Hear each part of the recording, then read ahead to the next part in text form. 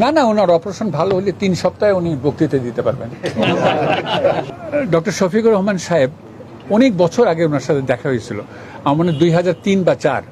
আমি heart সার্জারিতে Osmani medical college সিলেটে একটা বক্তৃতা দিয়েছিলাম, উনি আমাকে জড়ায় ধরছিলেন।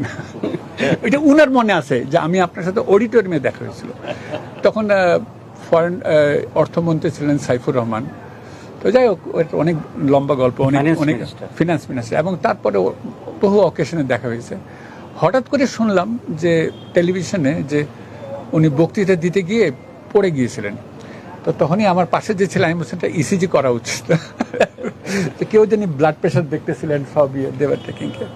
এনিওয়ে, আমার যেটা মেইন উদ্দেশ্য বলার বা এখানে আপনাদের সামনে আসার, যে ডাক্তার শফিকুর রহমানের সাহেবের মতন একজন ব্যক্তি, রাজনৈতিক পরিচয়,